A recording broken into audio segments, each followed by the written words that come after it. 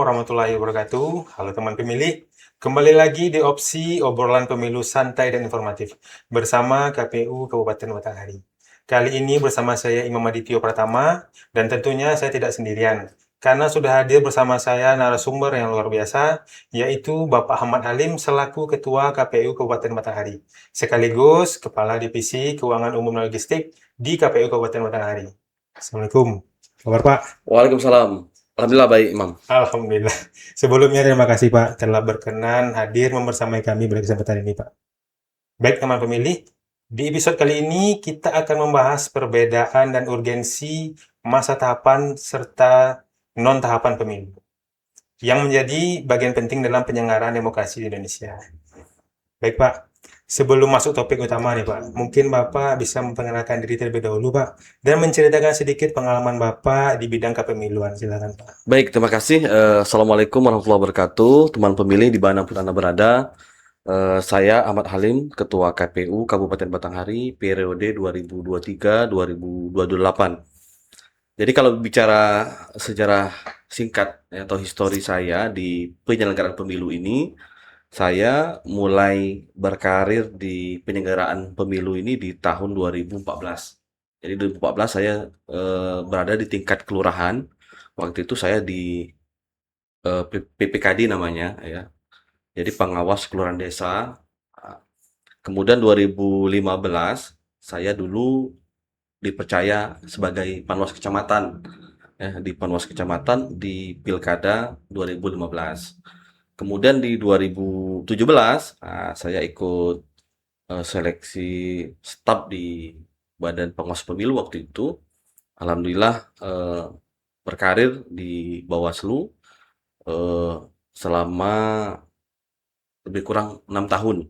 6 tahun, kemudian di 2023 saya ikut seleksi KPU dan alhamdulillah dipercaya mahkamah amanah ini untuk 5 tahun ke depan sampai dengan 2028. Itu histori pengalaman saya di penyelenggaraan pemilu. Jadi sudah malang melintang ya Pak ya? Alhamdulillah pengalaman ada. Siap. Baik Pak, untuk mengawali diskusi nih Pak, mungkin kan kita sering mendengar pertanyaan Pak di tengah masyarakat. Kalau tidak ada pemilu itu atau pilkada, KPU kerjanya apa sih?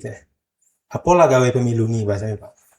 Baik, terima kasih. Saya akan juga menjelaskan kepada teman pemilih bahwa di non tahapan KPU juga melaksanakan kegiatan-kegiatan persiapan pemilu untuk akan datang. Jadi pemilu selanjutnya akan kita selenggarakan itu di tahun 2029. Nah, hari ini tugas KPU yang paling utama adalah melakukan sosialisasi kepada semua elemen masyarakat, termasuk kepada pemilih pemula, ya, pemilih-pemilih yang disabilitas, ya. Nah, ini kita jadi sasaran-sasaran untuk melakukan sosialisasi. Secara umum itu kita laksanakan. Kemudian ada PKPU 1 tahun 2025 terkait dengan pemuktahiran data pemilih berkelanjutan. Nah, ini 3 bulan sekali kita laksanakan.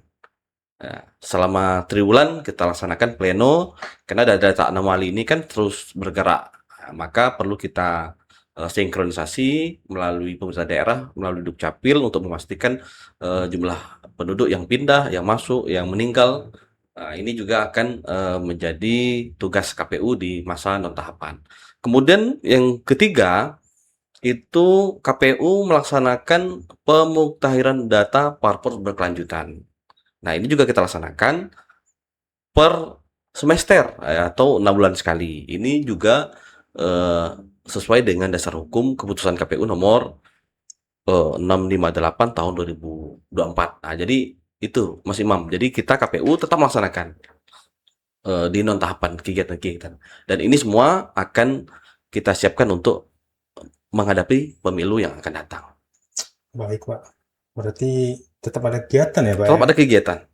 Nah, berdasarkan info Bapak tadi itu, mengapa Pak kegiatan non tahapan itu begitu penting dilakukan Pak?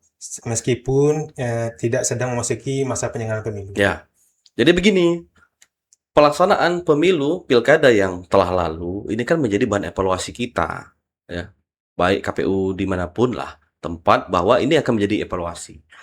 Kenapa tahapan non-tahapan ini kita melaksanakan kegiatan pemungutan data parpol contohnya untuk memastikan kesiapan partai politik sebagai peserta pemilu 2029.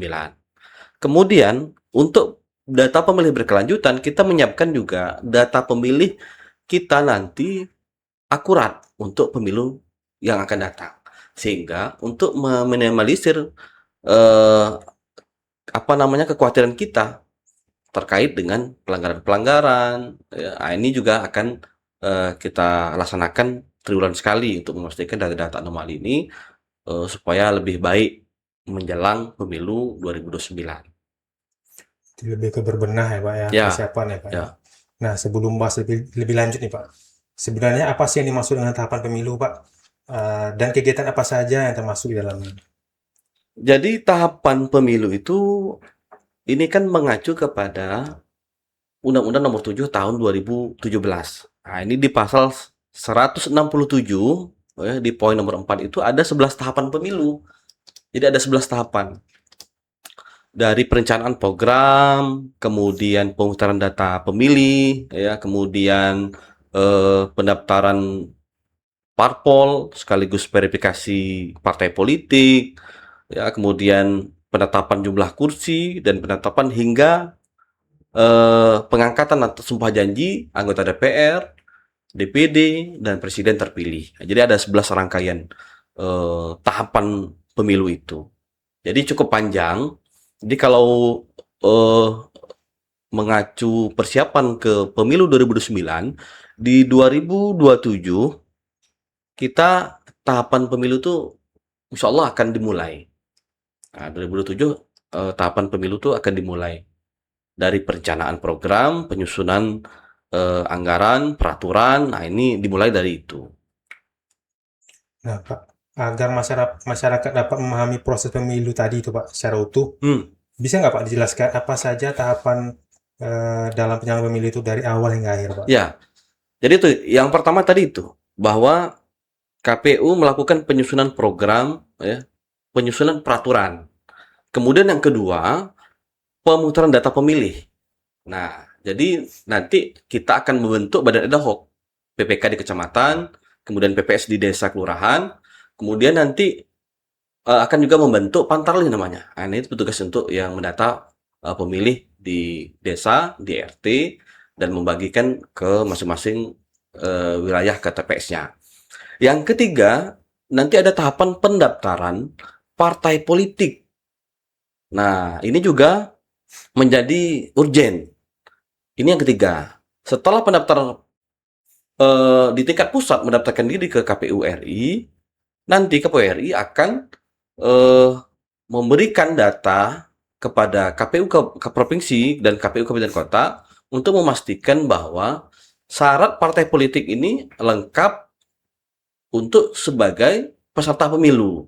Nah, ini tertuang di pasal 173 di Undang-Undang Nomor 7 Tahun 2017 terkait dengan syarat peserta pemilu ini. Nah, jadi ada beberapa item bahwa yang harus disiapkan oleh partai politik.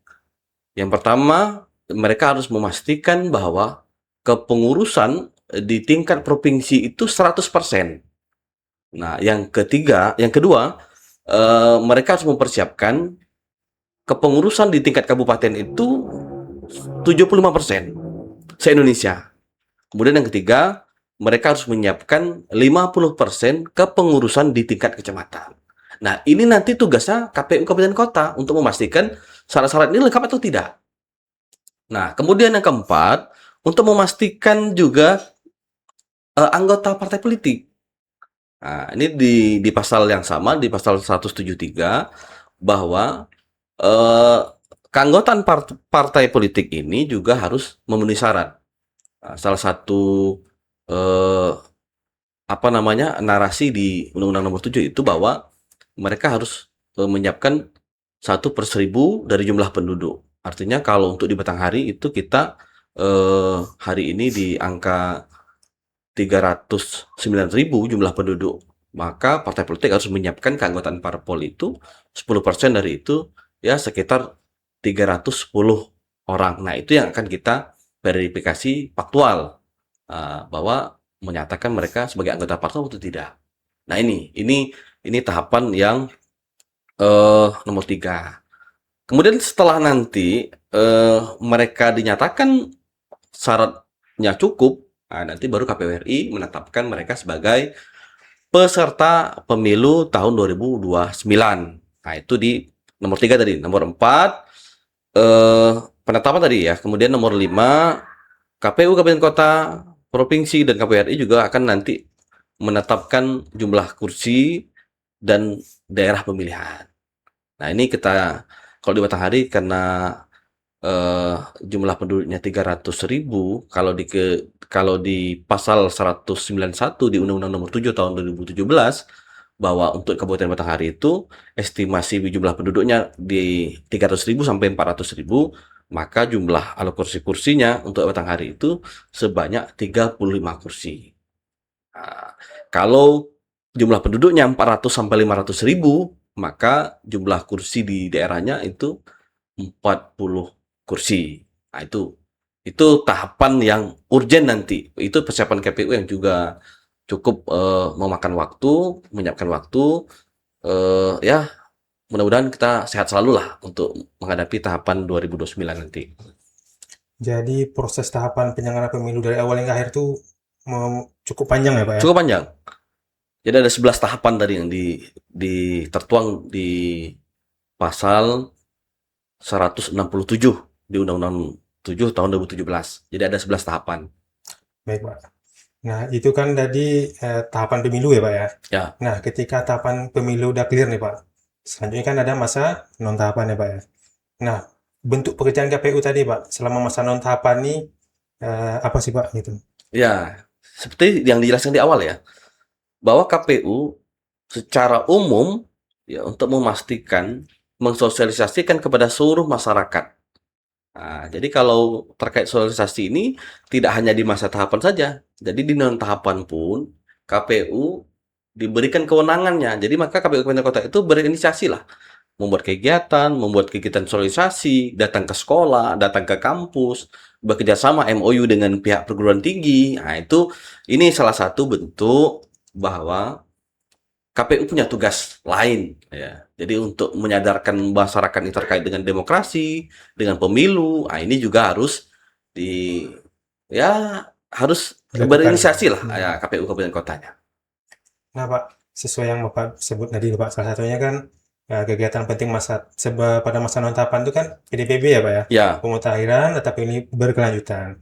Nah bagaimana Pak KPU menjaga kualitas dan validitas data pemilih melalui koordinasi dengan berbagai instansi terkait, Pak? Nah, PDPB ini kan pemutaran data pemilih berkelanjutan ini kan ada ketua divisinya ya. Kenapa ini dilaksanakan? Ya, kenapa ini dibuat aturan terkait dengan PDPB? KPU harus melakukan pleno dan penyusunan selama 3 bulan sekali atau 3 bulan sekali. Nah, ini untuk memastikan akurasi data pemilih kita sebenarnya. Nah, maka dalam hari ini saja perubahan data, kemudian yang meninggal, ini kan harus diupdate terus. Nah, jadi di masa non tahapan inilah KPU juga menyiapkan akurasi data pemilih itu untuk persiapan pemilu yang akan datang. Kalau sekarang kita siapkan itu tentu ini untuk persiapan kita menghadapi pemilu 2029. Baik, Pak. Nah, selain pemutahiran data pemilih tadi, Pak, KPU kan juga melaksanakan pendidikan pemilih berkelanjutan, Pak. Nah, seberapa penting, Pak, program ini dalam menjaga kualitas demokrasi dan bagaimana efektivitasnya, Pak, diukur? Ya, kalau ini diukur efektif atau tidak, kita melihat dari partisipasi yang muncul ya pasca pemilu maupun pilkada. Ya, kita di pemilu 2024, alhamdulillah untuk partisipasi kita di angka 80% ya. Rata-rata di Presiden, DPR RI, DPD, DPRD Provinsi maupun DPRD Kabupaten kita berada di angka 80%. Nah, ini tidak mudah untuk mencapai itu. Maka di masa tahapan, ya KPU juga berinisiasi untuk melakukan sosialisasi ya ke semua elemen, ke tokoh masyarakat, tokoh adat, tokoh agama, pemilih pemula. Nah, ini kita ikut sebagai juga mitra-mitra yang bekerja sama dengan KPU. Contoh juga dengan OKP, Ormas, kita libatkan mereka juga sebagai mitra kita untuk melakukan sosialisasi kepada masyarakat.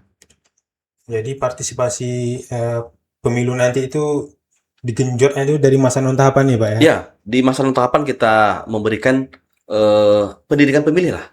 Ya, kalau hari ini mungkin kita coba ke sekolah yang ke pemilih-pemilih pemula yang hari ini belum mereka sebagai daftar pemilih, mungkin di 2009 mereka sudah nanti mempersiapkan diri Ya, sebagai pemilih pemula lah. Jadi dia akan melaksanakan pencoblosan pertama. iya, Pak. Nah, jadi kalau tanpa pendidikan pemilih mereka nanti apa namanya bertanya dengan siapa begitu. Maka KPU hadir untuk memastikan mereka sadar terkait dengan demokrasi pemilu ini. Nah, sebagai penutup nih, Pak, apa harapan Bapak terhadap partisipasi dan pemahaman masyarakat dalam mendukung penyelenggaraan pemilu yang berkualitas, Pak? Ya, kalau harapan kita ya secara umum ya KPU Batanghari, partisipasi ini akan menjadi legitimasi. Semakin tinggi hasil partisipasi, ini akan menjadi legitimate nanti. Baik perwakilan daerah, baik nanti presiden dan wakil presiden, baik nanti bupati dan wakil bupati, maupun gubernur dan wakil gubernur. Nah, jadi kalau capaian partisipasinya tinggi, nanti mereka berlegitimate lah.